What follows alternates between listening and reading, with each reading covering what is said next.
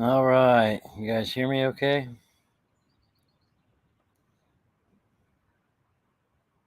I think we're good. We'll see what happens.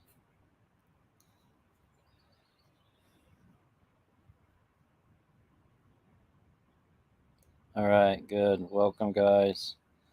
Um, Freedom Express Media here live with you today. We're going to just go over some of the committee hearings that we've seen. As you see there on your screen, we've got the Freedom Festival that we're going to be going to July 7th, 8th, and 9th. That's for the Jan 6 detainees, the second annual. You see there we've got some of the speakers. I don't think Mickey's going to be going. I'm not sure yet. David Clements, David Summerall, Mark and Jaleese Middleton, Tim Rivers, Tommy Tatum's going to be there, Captain Gabriel, George Chanos, Nicole Reffitt, Kelly Wild will all be there. There are ticket sales, it looks like. All J6ers attend free. All funds go right back to the J6 community. Hosts Kevin and Mary Caldwell. Sponsors Juniper Valley Event Center, Stop8.com, American Gulag Chronicles, Godfather's Pizza. Supporters J6 Patriot News, Patriot Mail Project, The Truth About J6.org, Tommy Tatum News, Freedom Express Media, and Patriots at Large. So we will be there. It should be a good time, a few days together. Let me see. I've got to do something here real quick. I don't know if I can do that from here. I'm going to have to do that. I got to add my mods on too while I'm thinking about that, guys. 1 second. Let me go into the stream here.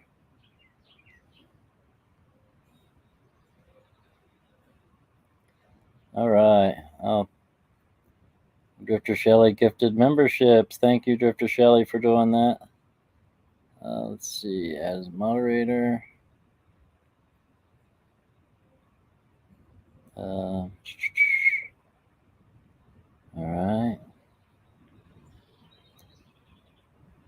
If you see anybody else there that I need to add, guys, let me know. Carol. And thank you guys for joining me in that the moderator chat. I greatly appreciate you guys doing that, taking the time to spend some time with me, getting everything squared away so we don't have any issues with everybody and we know how to deal with things in going forward. So thank you guys for doing that. It seems kind of dark in here. I've got my screen turned down because I don't like the glare on my glasses, but all right, let's see if I can bring up one of the streams and we'll just kind of let it play. And if there's something I want to stop and talk about, we'll stop and talk about it. Let's see. Let's stop sharing. Let's remove that.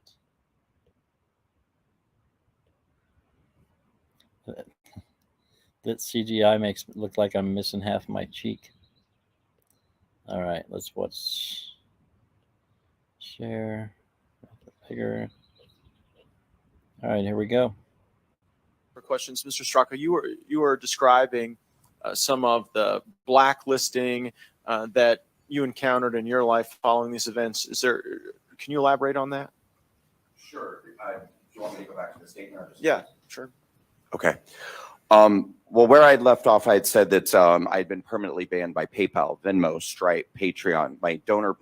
And I was in D.C. on January 6th as a private citizen, not on behalf of any of my organizations. Nonetheless, my organization, the Walkaway Foundation, and the Walkaway Campaign PAC, both were permanently banned by PayPal and Stripe and number of payment processors, as well as donor portals.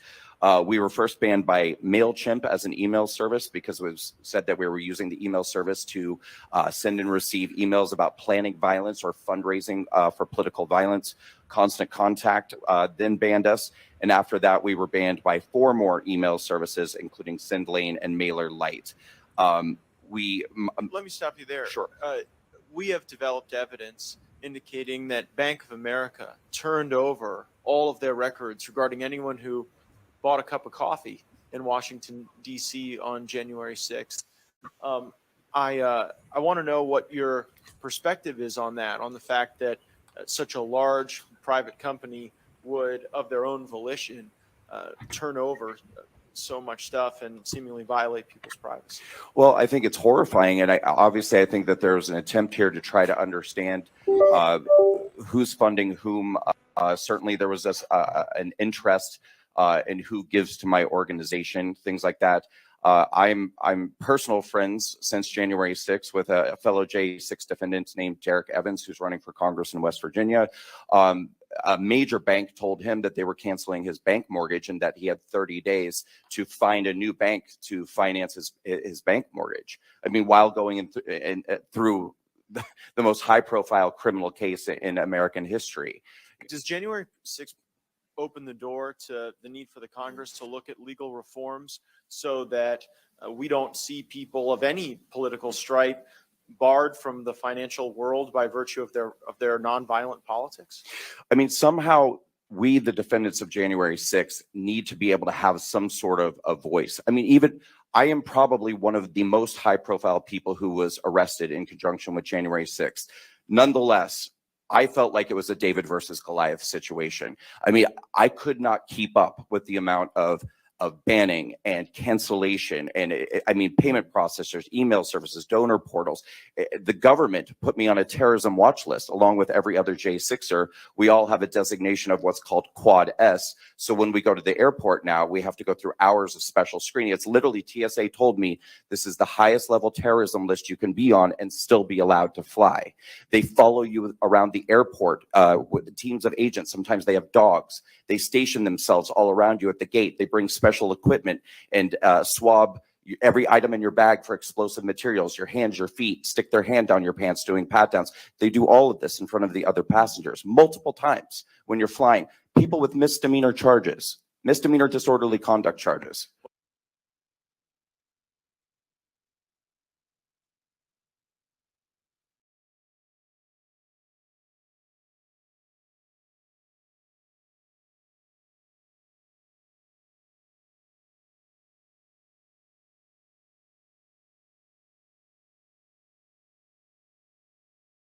Well, this is very helpful because during the appropriations process, we can put riders to prohibit the use of funds on some of the things that would seemingly violate people's due process. Mr. Strand, I wanted your advice on a legislative concept. Oh, I didn't realize I had it muted. What I said was I'm glad that I did not have that problem going through the airport, guys. Sorry. Yeah, I forgot I had it muted.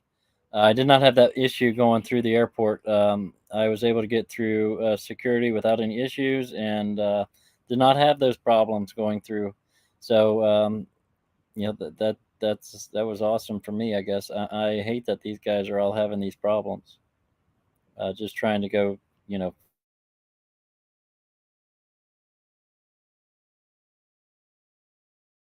I've been talking about with some of my colleagues, and it's on the matter of venue, because we've seen a number of defendants drug into the jurisdiction of Washington, D.C., and then they face a different jury dynamic than they would otherwise face elsewhere in the country. What would be your advice to the Congress about looking at some venue reform to give defendants the ability to face these charges where they're from?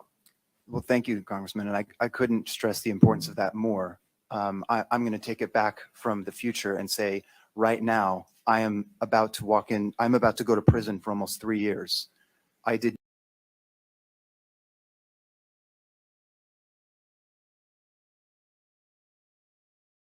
nothing wrong. And the only reason that happened, not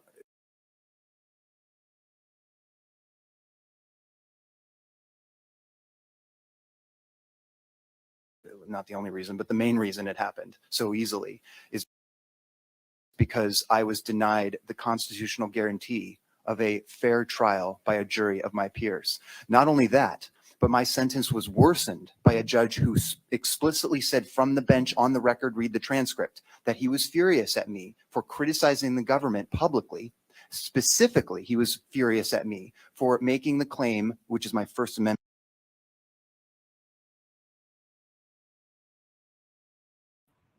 protected right to do, but the evidence bears it out, that Washington, D.C. juries are entirely biased, flagrantly so. If I could tell the short story of my experience during my 8-day trial, the most interesting part was day one, which was jury selection.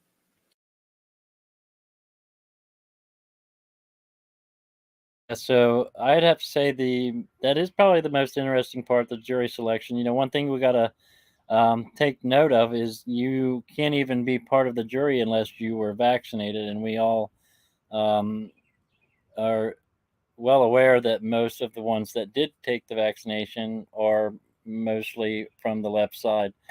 So in DC, most of the jury pool is a 92% Democratic area. So right off the get go, you're not having a trial by the jury of your peers, which is what you have a right to do, is have a jury of your peers, and you can't get that in DC.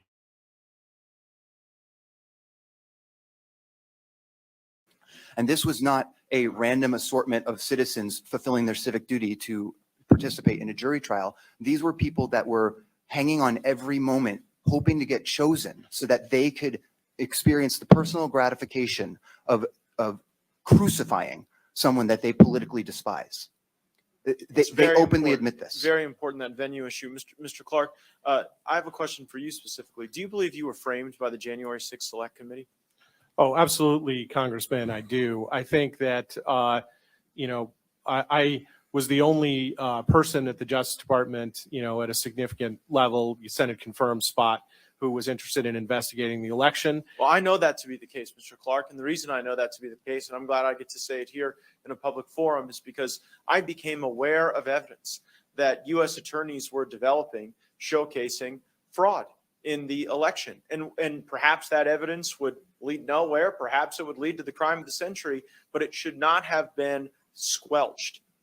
And Bill Barr was suppressing evidence and stopping it from being developed that showcased irregularities, and not just irregularities, fraud, where people were fraudulently requesting those ballots. And I told my friend Scott Perry that on the floor, that I was aware of that evidence. And now I believe we see you and we see our colleague Scott Perry unfairly targeted. And I want you and the world to know that if you had a willingness to stop the U.S. Department of Justice from rat-holing cases and squirreling away information that would have been helpful to learn on that day, you were acting your patriotic duty to do so. And I am deeply ashamed as a member of this government, particularly at the way you've been treated.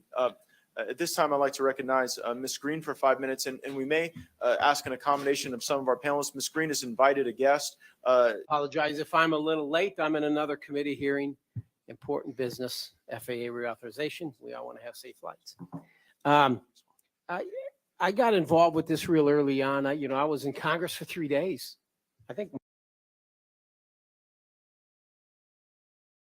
That is Troy Nels. Actually, Mickey and I both got a spur of the moment meeting with him. Very interesting. He did tell us that he did not believe that the DC Gulag should be called the Gulag anymore, and that they were in a very nice place and things like that. And he also said that the guys are blaming the violence on Roseanne Boyland, but he did not see things that way. I did not get to respond to that, which I really would have liked to have, but let's hear what he has to say. Marjorie, you too. We were in Congress for 3 days when this all took place. I was probably the last member, if not the last member on the House floor that day. I'm an old law enforcement officer for 30 years as a sheriff of a large county for 8 years. So I stood at the back doors, the main back doors leading into the chambers. Had a conversation with an individual on the outside, and anyway, it was a few weeks after that I was approached by then Majority Leader Kevin McCarthy, asking me to read the Senate version, the Senate reports, because the Senate had some hearings early on. I think it was in March and April. So Kevin McCarthy approached me and asked me to read all those reports and write a report on what my feelings and my thoughts were because of my extensive law enforcement experience. And I did so. I provided him a 14-page document.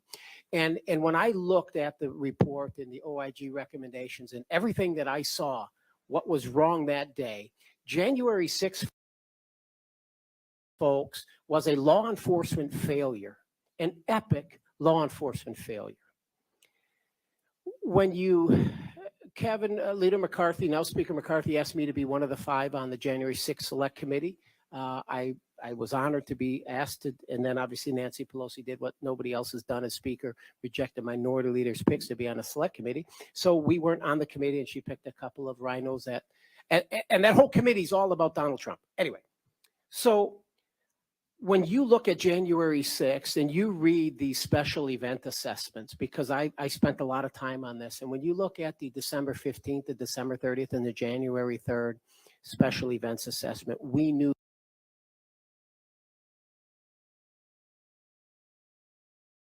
that things were going to get ugly up here. It was quite clear. We knew that the Capitol itself, they meaning the leadership of the Capitol Police, i.e. an Assistant Chief Pittman, who's no longer here, they had all the intelligence. They had all the intelligence that it was going to get ugly up here. Extremist groups from both sides, white supremacist groups, I mean, high propensity for violence. They knew thousands of people were coming. And it was glaring in that January.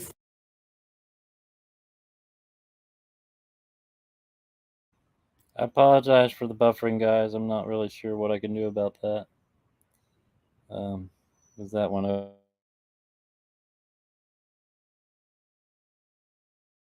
Third report, it was on page 12 out of the 14, and it said things are getting stupid. And I believe,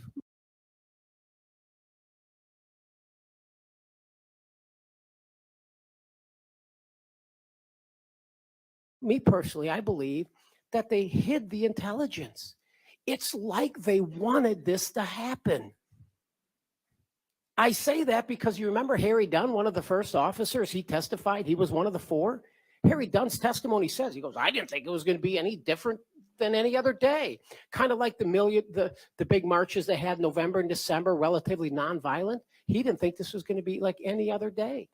And so when you look at the hours and hours of video, you see most of the Capitol police officers don't have any type of shields or stuff. It was the Metropolitan Police that came prepared. But the U.S. Capitol Police, I spent some time and I focused a lot of my time on the shooting of and the killing of Ashley Babbitt. I document this very well. I was probably one of the first. I think, Paul, you said it as well. I believe Ashley Babbitt was murdered that day. Now you say, well, how could you say that? I said, well, I'm a sheriff. I've had deputies shoot and kill people. I've had my own deputies shot and killed. The point is, I know a little bit about use of force. And what disturbed me about that investigation into Lieutenant Byrd is it never went to a grand jury. You want to have the vote of confidence of the American people. Send every law enforcement shooting, justified, questionable, whatever. Send it to a grand jury. It never went to a grand jury. Most of the people at Capitol Police will even tell you. They'll tell you that, hey, this was a quick investigation. Lieutenant Byrd, and I hope when we have a new president in 2 years that he goes to a grand jury. That shooting should go to a grand jury. And that's my commitment to you, Ashley, to Ms. Babbitt. If I can do anything, that should go to a grand jury at a minimum. My point is I'm just going to leave you at this. When you look at those special event assessments in that January 3rd, I had an opportunity to talk to then the National Guard commander, and I said to him, I said, General. All right, so there's that. Hold on. All right, so there's that. We can go ahead and get that out of the way. Yeah, so I really hope that they are able to get that into the grand jury. And oh, did my camera? Oh, we're good. And that they actually do something about that, because Ashley does deserve justice, right, guys?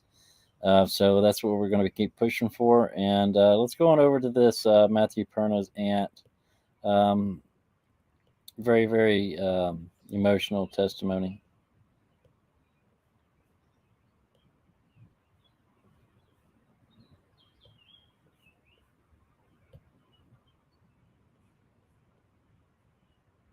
him when this nightmare would end, and that made everything worse.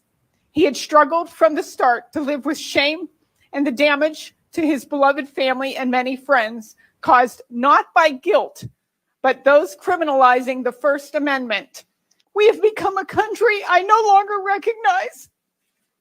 Our citizens have quickly been conditioned to fear speaking out for their beliefs. This needs to end. Nothing I do will ever bring Matthew Perna back.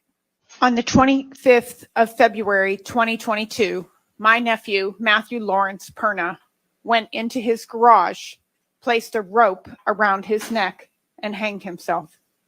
He was 37 years old, broken and close to unrecognizable. Matt had stopped going out, stopped sleeping, stopped eating, and was vomiting blood. We are a remarkably close family, and we did everything we could, but it wasn't enough. I will let Matt tell you why, in his own words, from a note he wrote on the worst day of his life.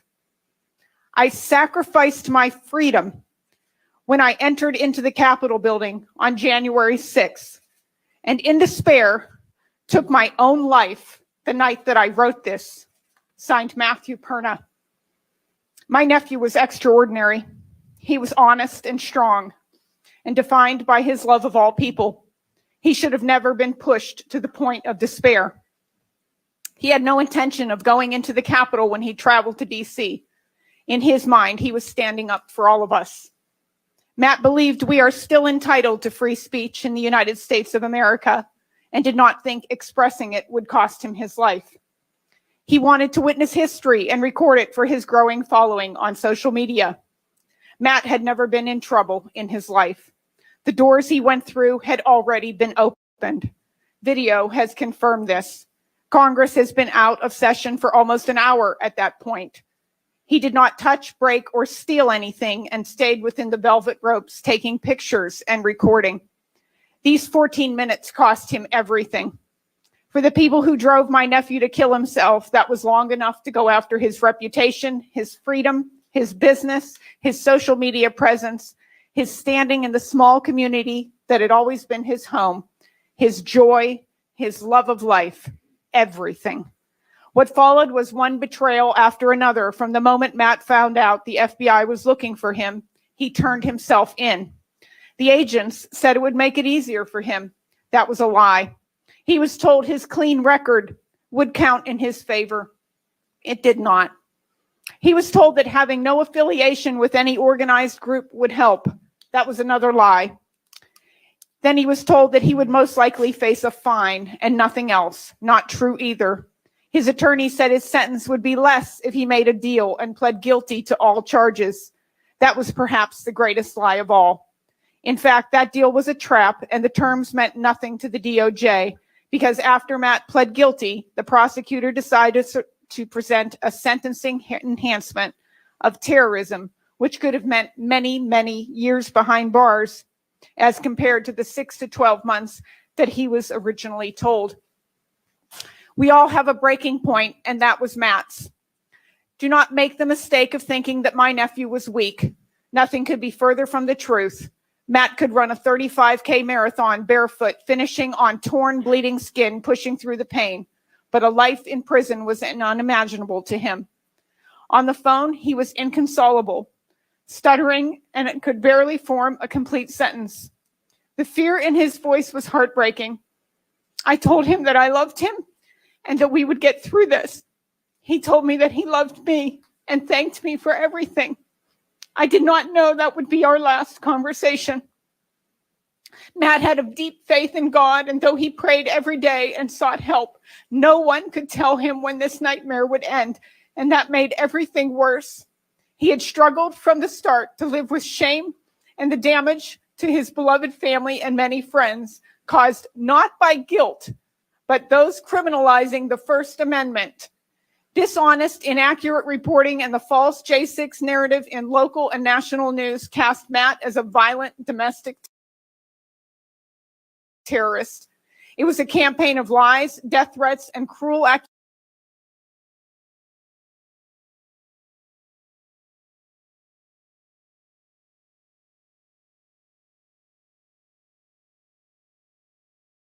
accusations, and it pushed him to the edge.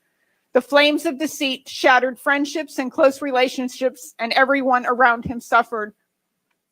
I am only standing before this committee because my nephew hanged himself, and I am outraged. Congresswoman Marjorie Taylor Greene co-sponsored the Matthew Lawrence Perna Act of 2022 when former Congressman Louis Gohmert submitted it. She is the only person who co-sponsored it and has been the most vocal among her peers about the unjust treatment of the January 6ers.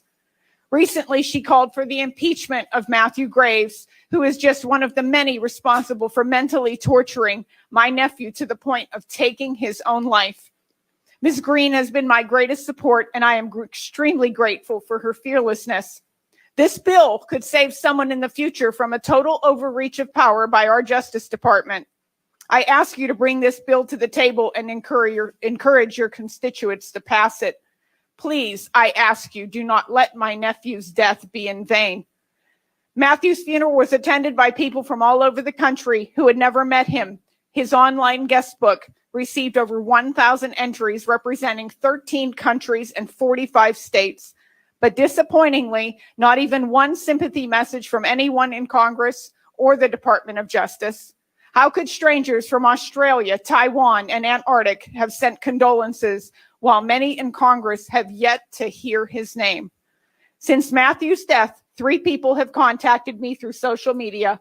All 3 told me about a neighbor or a friend that found their picture on the FBI website for January 6th, rather than waiting to be raided in their homes or turn themselves in. All 3 shot themselves in the head. How many more are there? We are never going to know. My amazing nephew, Matthew Lawrence Perna, left behind a father and a brother who are beyond devastated. Our family struggles every day, knowing that he died at the hands of our own Justice Department. We have become a country I no longer recognize. Our citizens have quickly been conditioned to fear speaking out for their beliefs. This needs to end. Nothing I do will ever bring Matthew Perna back. I have absolutely nothing to gain by being here today, but I will spend the rest of my life ensuring that he is never forgotten. Thank you for having me. Thank you for being here today. Mr. Straka. They already know that they need to do something to create some type of chaos or something where the Patriots make a wrong move. Now, the Patriots, they're not going to make a wrong move. It's already checkmate.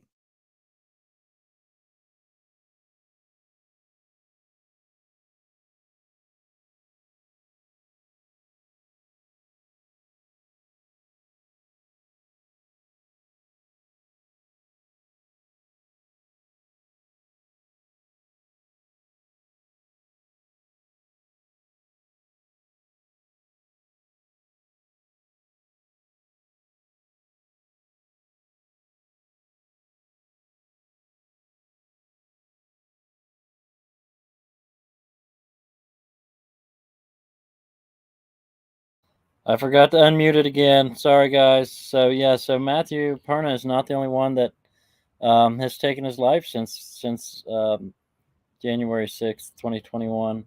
There's been several that have taken their lives, even officers that have taken their lives that day. I'll get better at operating this whole system, but you should be able to hear me now, right? I think. Mute. Can you hear me? Hello? Okay, good. You can hear me now. Awesome. So yeah, so we need to remember those that have lost their lives over this whole situation. That one single day has caused several people to lose their lives, and we have to take that, and we have to remember their names. We have to keep speaking their names. I know Mark Ungst is another name. I don't have all the names listed in front of me, but we need to remember them, and we need to keep them on our hearts. So we will go over and I'm hoping this is the one with the other guy that was in the area testifying. I can't remember his name at the moment, but let's see if this is it.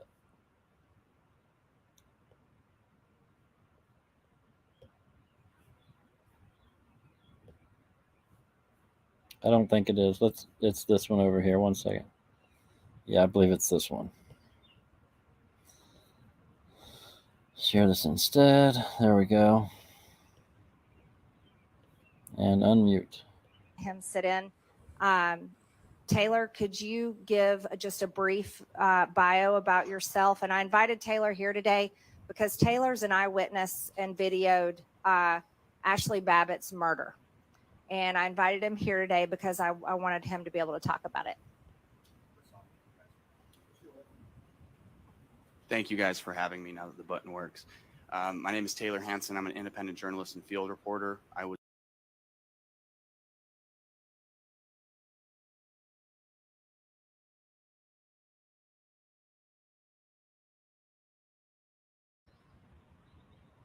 there on January 6th to document what I believe was going to be left-wing violence due to the constant pattern of the MAGA Million March and people being violently attacked by left-wing organizations. So, I showed up to the Capitol. I was at the Ellipse, and the next thing I knew, I overheard a group. This is around, I want to say 12:20, talking about, hey, we're going to form a group. We're going to the Capitol early. We're going to march in a few minutes. So I thought that was kind of suspicious, and naturally I just followed them. And this group actually ended up being the very first group to breach the initial barriers. This group had Ray Epps in it, had Ryan Samsel in it, amongst many other people. And after those first initial barriers were actually breached, there was almost, I would say, about 10 to 15 minutes of people just gathering, in this area. And when you're behind, you couldn't even tell what was going on. You're 100 people behind. You can't tell what's going on right in front of you. So there's just this surge of people continuously pushing in. And I'm at the very front, and I can see this. Everybody's being peaceful at this moment. And that's when, as the crowd forms, people are singing the national anthem. People are being patriotic. They're doing their due rights and protesting, doing their First Amendment rights. And Can I that's when, pause you for 1 second? Was President Trump still speaking at the Ellipse at this time? by the time the Capitol was breached, Trump was still speaking. Yes. Okay. I'm sorry. You can continue. And that's when the first concussion grenade flew over my head and deep into the crowd. And I noticed this hit children that were in the crowd. It hit elderly people. It hit women. And at that moment, the tone completely changed. It was a complete 180. And I've covered, all the 2020 riots. I was on the ground consistently. I have still to this day never seen a reaction of law enforcement like they did that day. I would say that they did start it. That's not a common reoccurrence from what I've seen at these riots or these protests. And that first initial grenade went by, and then it was just a barrage of grenades. I lost count. I had to put people out that were on fire. People had holes in their cheeks from rubber munitions that weren't being violent. They were standing back. And that's when the initial crowd was pushed even farther from the crowd surge. A man named Derek Vargo was pushed off the side of the ledge as he was going up the wall. And that caused almost a stampede of sorts. We went up the stairs. I recall going up the stairs with everybody, and there was these double doors that were wide open, and people were just flowing in. There was 3 cops in sight as I arrived to the top of the Capitol. They were directly to the right of me. I entered in the west wing door, and they were just standing around. They were drinking water, handing out water bottles to people, to protesters, actually. And, I remember going into the Capitol, walking down the hallway. Everybody's chanting, "Stop the steal," no violence yet. I haven't seen pretty much anything. And Except violence from violence from the police. And Capitol I had Police. seen people fighting back, and you did have the occasional person in the crowd with a gas mask that was unidentifiable. I actually have a video of someone that I recognize from my time reporting in Portland, Oregon, that is affiliated with Antifa. What is his Antifa name? Press. I don't have her identity, Okay. but I recognized her, and I said, "Oh, hey, you're from Portland. I recognize you." And this is all on video. And she nods her head and then kind of brushes me off and hurry and runs. And then she's later seen setting up what seems to be a shot of one of her other friends that was there also committing violence against the police. And let me ask you another. Okay. Just a little further. You covered all the Antifa and BLM riots across the country. Was Antifa in the crowd that day? And Absolutely. could you speak to their involvement? Can we just go a little longer for this? Yeah, please? they were unequivocally, without a doubt, in the crowd that day. You have multiple of them that are based in DC and Portland that all talked about it on Twitter, about how they were there and nothing is going to happen to them, essentially. And there's evidence of this. Yeah, there's evidence of this. There's And video evidence, Mhm. And social media there's posts. social media posts. That's where the majority of them were posted to, was Twitter. Were you ever questioned by the January 6th committee? No, I actually reached out multiple occasions, more times than I can count, because I was a witness to what I would argue one of the most significant deaths in American history. I wasn't investigated by MPD, not even interviewed by their homicide team, by the Capitol Police. When the FBI talked to me, they had no interest in what happened to Ashley Babbitt. All they wanted to talk about was John Sullivan and my connection to him, which was, a very peculiar thing. And they tried to set up an in-person meeting with me. And of course, it wasn't what it was supposed to be. They were trying to entrap me. I had 2 phones hacked and basically completely wiped. And amongst that, the harassment has just been nonstop. Thank you. Thank you. Our department protects all religions and all ideologies. It does not have any bias against any religion of any kind. Well, you could have surprised me, because given the resources that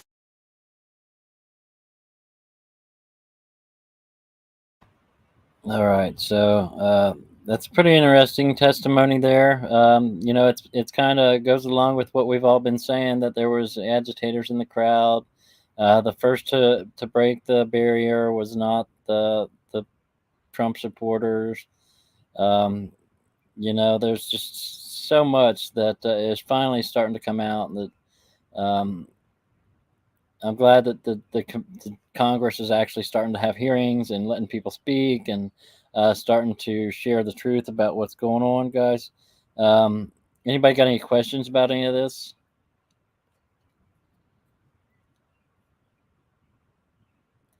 Thank you, AK Audits. Thank you for being on here. I seen Nebraska Patriot on here earlier, Debbie Measy, Freedom Runner Scooter, Red Debbie Robinson, KB Camino, welcome.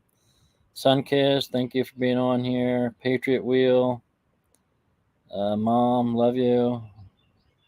Drifter Shelley, how you doing? Paula Hensley, Kathy Richardson. We got several on. I should go over and check Rumble and see how it's doing. But thank you, Genji. We got you. Chris Birch, thank you. Lindy, everybody. Carol Burton, Lorraine Howard, USA, McFly, Deshaun Grandma, welcome. Thank you all for being here. Thank you so much. It looks like we did get a couple members on the YouTube channel. That's awesome. Thank you guys for joining and becoming members. I appreciate that. So we did get that back up and running again. Checking my messages here. 1 second. Where'd they go?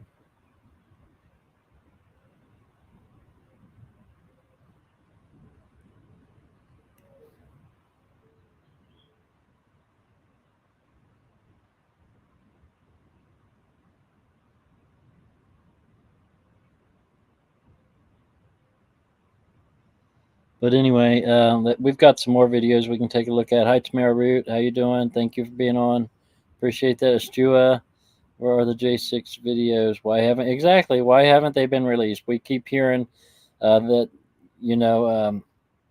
Julie Kelly's got them. John Solomon's got them, but I don't see anything coming out. I've been looking forward to videos coming out, but I haven't really seen anything new coming out. Hi, Steel City Gal. I'm not sure what's going on with that, guys. I really don't. It's surprising. I don't understand it. I really don't understand why they're not putting them out if they've got them. They should be able to release the videos. They should be able to put a system together to where anybody can get on their own computer and look up videos, right? I mean, that's what they should be able to do. Here, let's take a look at this. I'm not sure if I already played this one yet or not, but we will check. 1 second. This may have already been played. politics or even the individuals, it'd be one thing. That at this panel with candor, defamation, slander, being mean or terrible, we don't want it to be what we see out of our Congress. But this conduct is different, though. That select committee had an impact not only on the jury pool, but on the judges. If you can get a lawyer in that system that practices in the district courts in DC to be honest with you, even the liberals, they'll say they've never seen this happen like this. They've never seen a dynamic where the judges and others act like this. In my testimony, I want to highlight 5 areas just to bring light to it. I'm happy to expound on this in other places, but the improper charging alluded to by General Clark, the Department of Justice. People that should have been dealt with as if they vandalized a car at a football game or trespassed on property at a school were charged with all those misdemeanors, and then they added a charge called obstruction of official proceeding. This charge was created by Andrew Weissman and his crew 15 or 20 years ago and managed by Lisa Monica and her crew, and added as a way to say, and our witnesses can tell you about it, well, you're charged with a misdemeanor, oh, and a felony, 20 years in jail. It's absolutely improper. It's never been charged. It was never intended for a proceeding that was gavelled in or gavelled out. It was witness tampering. It's a lie by the DOJ in federal court, and they don't address it. Targeting American citizens as terrorists instead of protesters. All of these men, mostly men, that stayed in jail for years before trial, did so because they said it was an armed insurrection, not a protest. If it was a protest, they'd all go home and prepare their defense. Instead, they stayed in a terrible prison. You all know that, and Marjorie Taylor Greene, the Congresswoman, has particularly shown a light, as did your former colleague, Louis Gohmert. The D.C. juries are not impartial. It's so blatant and brazen that as the court ends, the juror goes out and is interviewed on C-SPAN by Brian Lamb, and she says, I knew what it all meant. I decided to tell my fellow jurors what it all meant, and she clearly, in the interview, didn't understand the law. Nothing. Mr. Barton, your time's Yep. expired. Okay. We'll be back to you Okay. with questions, I'm sure, to probe those matters in greater detail. Mr. Perno, you're recognized.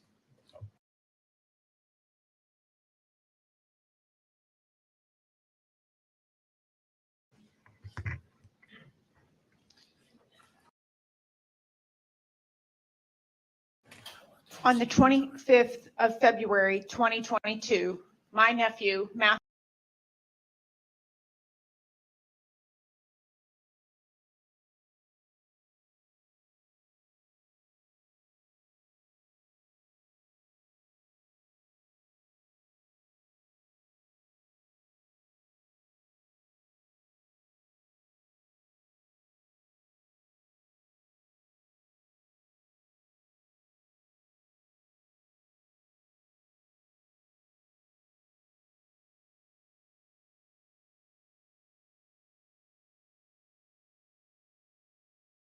Sorry that I didn't want to replay that one again. We already heard that. I'm sorry about I got to go back and forth to unmute and stuff. I apologize for that, guys.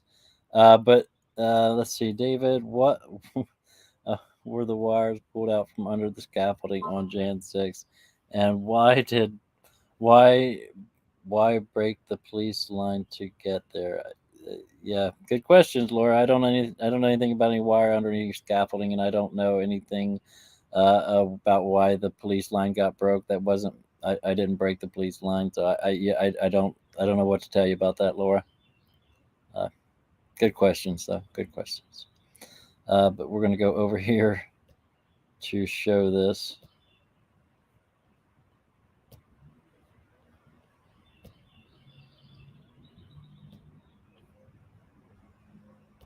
Years of what has been called the worst case of political persecution in recent history, J6 political prisoners and their advocates spoke before Congress for the first time. The field hearing was hosted by Congressman Matt Gaetz this week. Ed Martin, president of Phyllis Schlafly Eagles, represents 3 of the J6 defendants. He tells OAN this is the first step. We're really grateful for Congressman Gaetz to do this because we want to shine a light on what's actually happened. Martin says Congress must intervene. The justice system, in the hands of Washington, D.C., has completely collapsed, especially for J6 defendants. Some face decades of prison time for basic misdemeanors, wrongly elevated into serious crimes. How do you fight the optics that J6 has posed on television? As you mentioned, the control over those optics have largely been in the hands of people who are biased against these cases.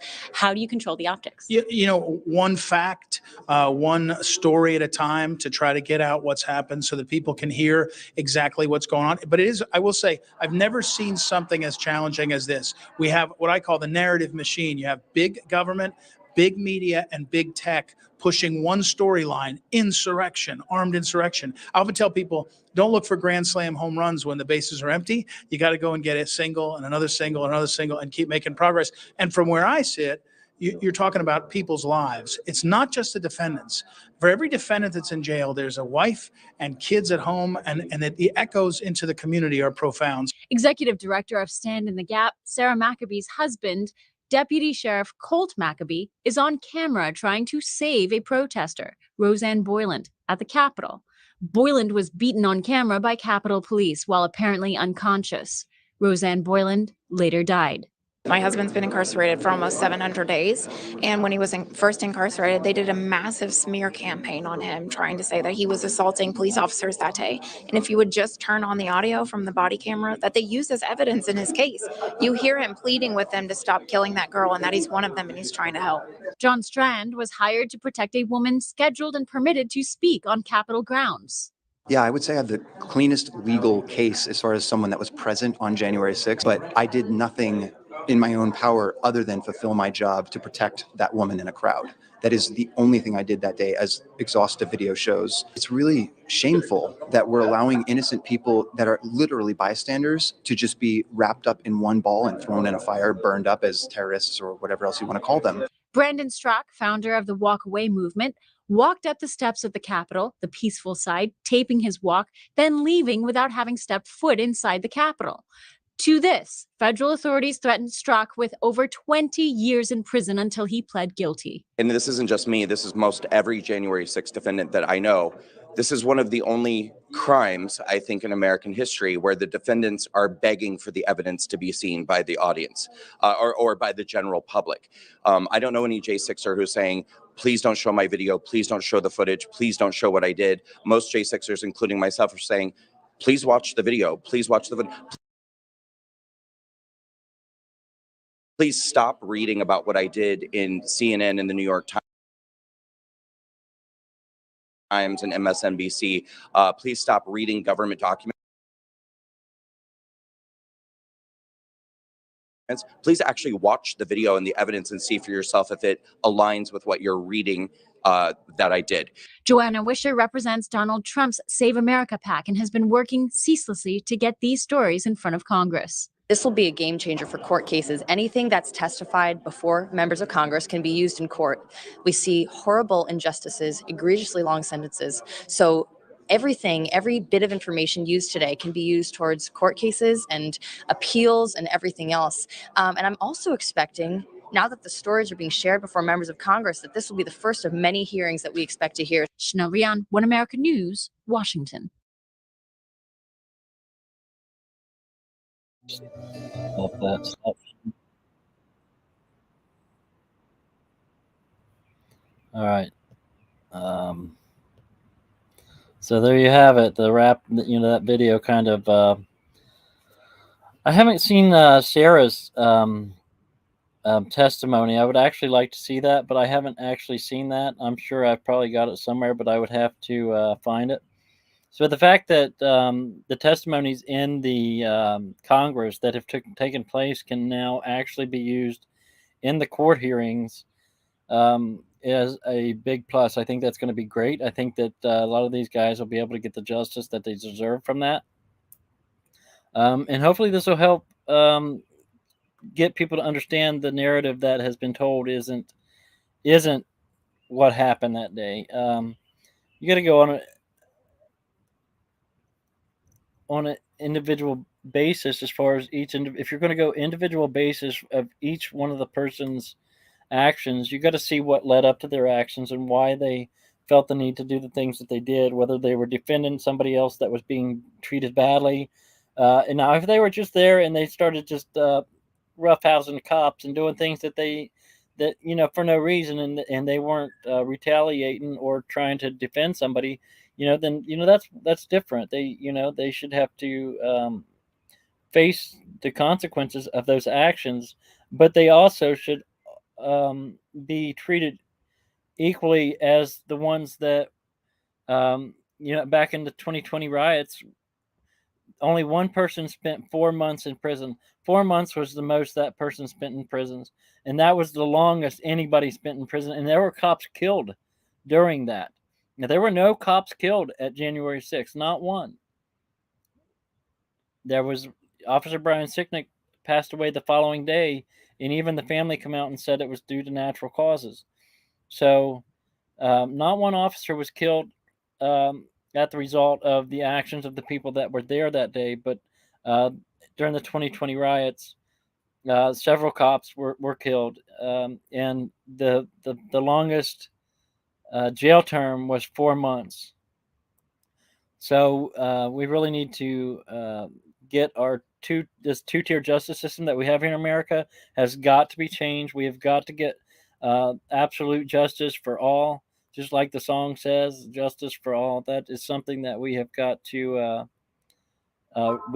get for our country. We need the freedoms that we have got going on, and we need them back. So I just wanted to mention that. I just want to say thank you guys for allowing us to build our channel back up, to be able to get it monetized again.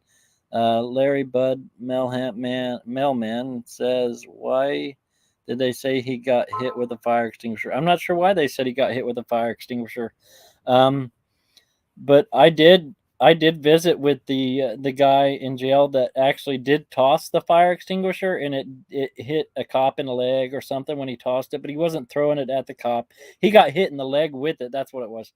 So to make sure I don't say that wrong, he got hit in the leg with the fire extinguisher, and he just grabbed it and tossed it, and it actually did hit or it went in the direction of the cops, I believe. I don't think he was intentionally trying to hurt a cop with it, but the fire extinguisher never hit Brian Sicknick.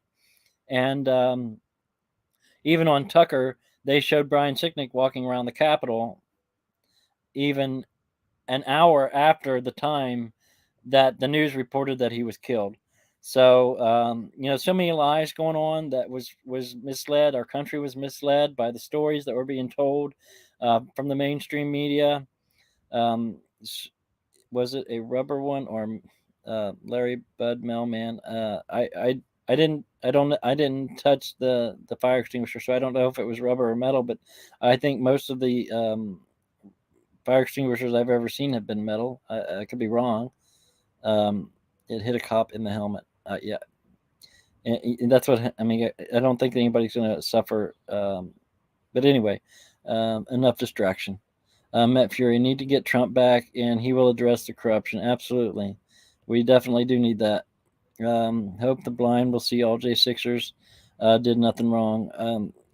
I would like to say that no J6ers did nothing wrong, but I'm afraid that maybe some, they all went there for the right reason. Well, the Antifa members that went there to try to make the J6. So there are some Antifa that have been jailed, guys. So I can't say, there's a fine line there. Some Antifa members went there to try to make the Trump supporters look bad, and some of them have actually spent some time in jail and have admitted to it and are talking about that.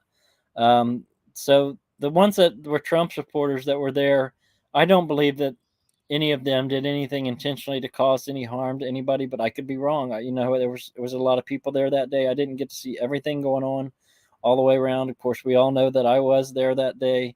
And everybody knows that the people want to call me Yellow Sizzler. That's cool. Whatever. I like the name. It's cool. Thank you, guys. Appreciate that. At least it's a cool name. I've seen some that aren't so cool. Anybody else got any questions? Make sure you like, subscribe, hit the notification bell, guys. If you haven't joined over on Rumble, make sure you go over and join the Rumble stream and subscribe to that. No, I was never in the building, Larry. I never went in the building. Nope, I did not. I did not see any of that. I did not have any part in on that. I have no clue. John Sullivan from Utah was there right next to Ashley. He is Antifa from Utah. Yeah, exactly. I wish I had the video that shows where Ashley was actually punching Zachary Alam. She actually punched Zachary Alam in the face. Zachary Alam was one of the ones that was trying to break the windows out. And okay, so you got Zachary Alam trying to break the windows out. Ashley punched him in the face, trying to get him to stop. And that's when the cops moved out of the way and let the people break the windows out. And that's when Ashley realized that there was something really wrong, because she's seen the cops move out of the way, and that is not. She knew that that's not the way that something was. That's the way it should have been handled. I do believe that with all of my heart.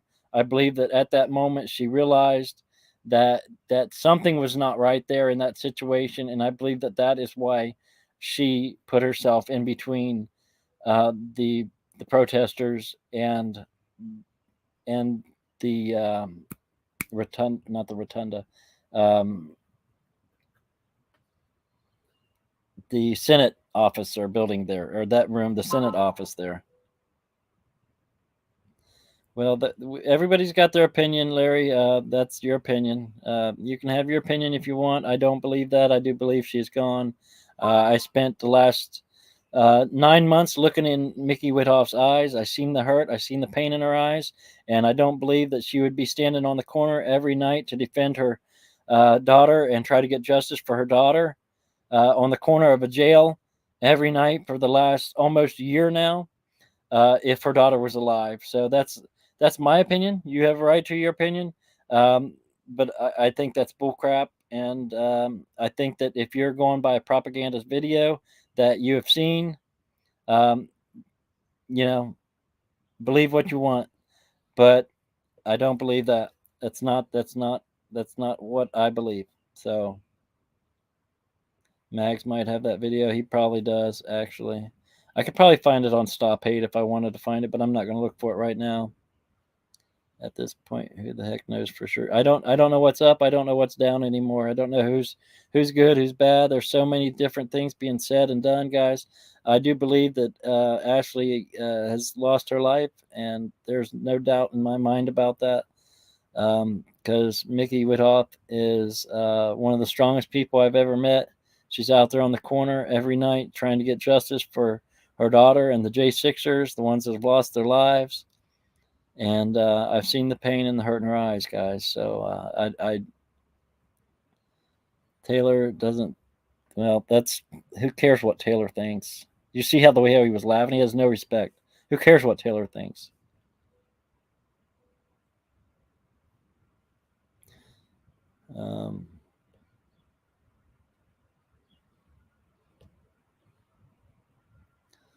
You know who they are.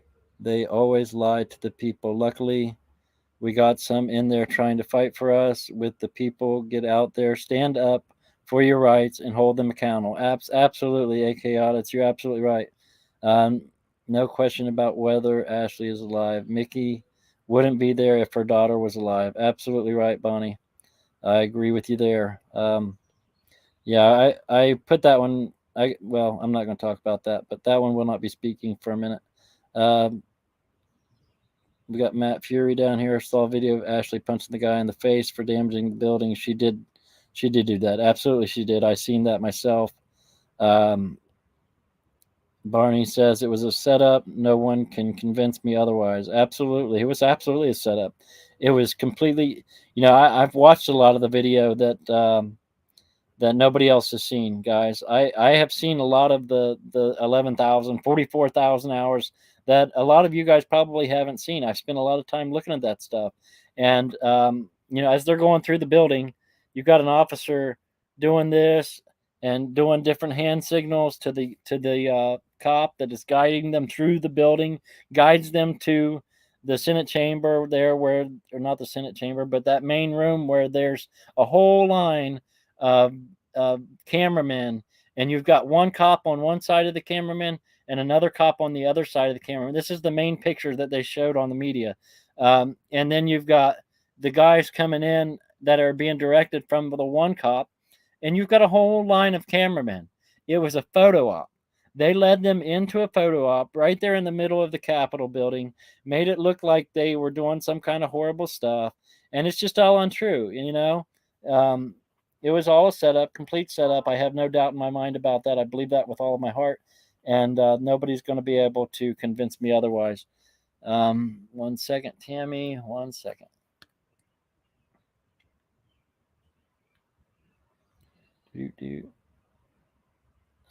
Asmon. All right, so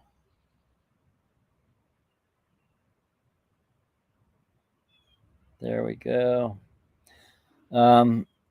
Ashley Babbitt, Roseanne Boylan, Kevin Greason, Benjamin Phillips, and Officer Brian Sicknick. They all lost their lives, and several others have lost their lives after that.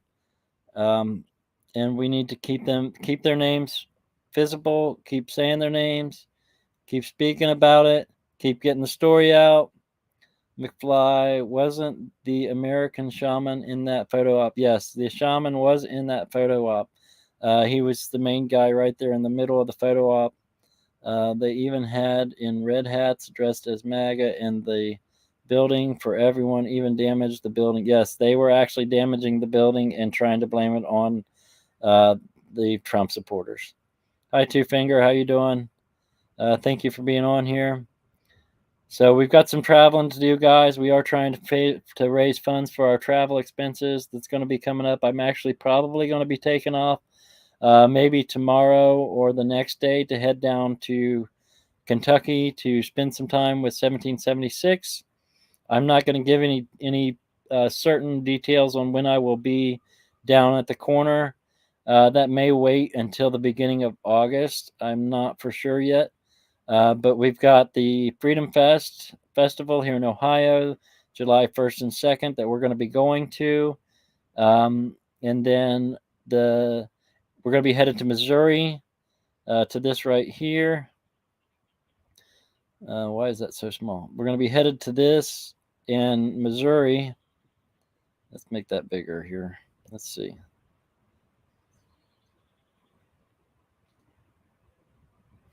That we're going to be going to that, and it's going to be July 7th, 8th, and 9th. So I'll be traveling to Missouri to do that, to be a part of that, and streaming that. And I'm looking into possibly be maybe heading out toward California direction to where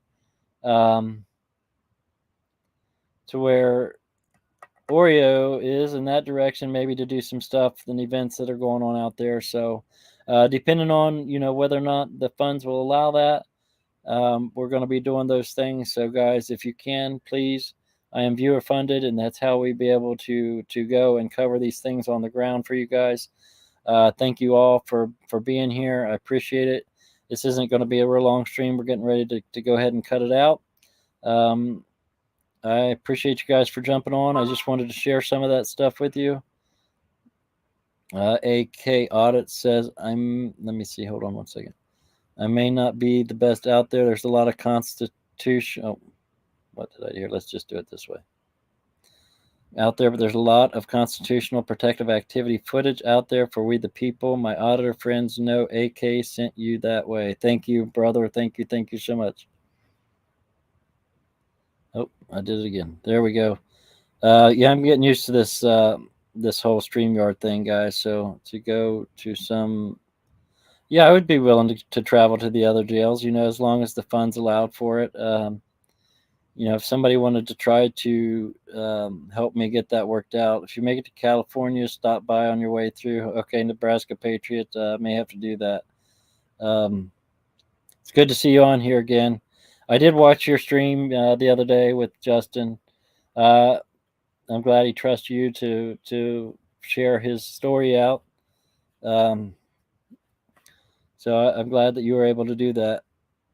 What is the address for that? How do you get tickets? It says right here, let's see, ticket sales. I guess you would have to scan scan that barcode that I've got there. Let me see if my phone will scan it real quick, just to make sure it's working.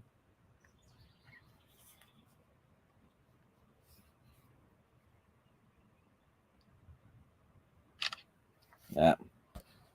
Hold on.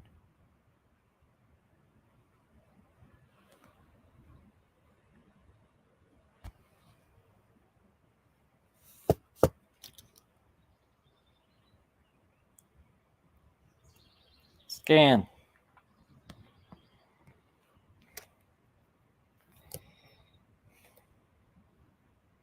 Let me see if this thing works real quick before I... It's not scanning.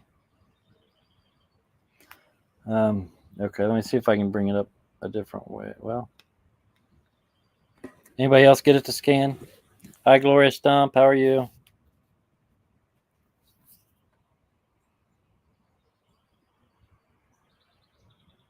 There it goes. Oh. Let's see where it takes me to. Yes.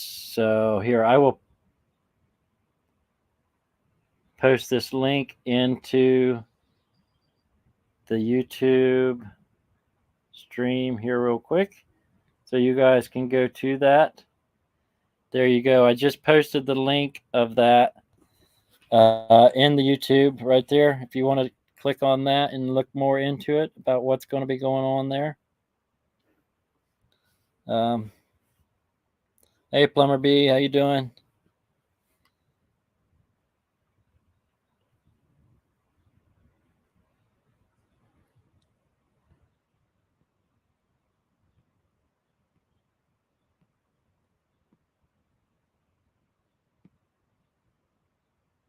I just posted that link, McFly, right there into the YouTube chat. If you want to look at that, here I will pin the message. I'll pin it up there for you guys. So that that link to that barcode right there is pinned at the top of the chat there for you guys, so you can go check that out. I appreciate y'all jumping on. I'm going to go ahead and cut this out. I'll probably be joining you guys for the stream down there at the vigil here later tonight if I'm not working. I do have some jobs that I'm working on. No, we're not muted. I don't think. Let me get this going here. Remove. So you guys all take it easy. My friend in Missouri wants to go. Awesome. Yeah, that would be great. For someone like me who never owned a cell phone or phone period and does not like phones, they sure make the world harder. LOL. Yeah, it seems like that. I agree with you. You guys all have a great day. If you want to contribute to the travels that we're going to be doing, please do. You can find those links, the donation links, on freedomexpressmedia.com. Also, if you want to order any decals or the J6 yellow ribbons, please go over there to the website. You can order all those from there. You can donate. There's a donate link right there on the website that goes straight over to my bank. So thank you all. You all have a great night, and we will see you. I'm sure we'll probably come up with something tomorrow to bring to you guys. So thank you. You all have a great evening, and we will see you all later. Freedom Warriors out.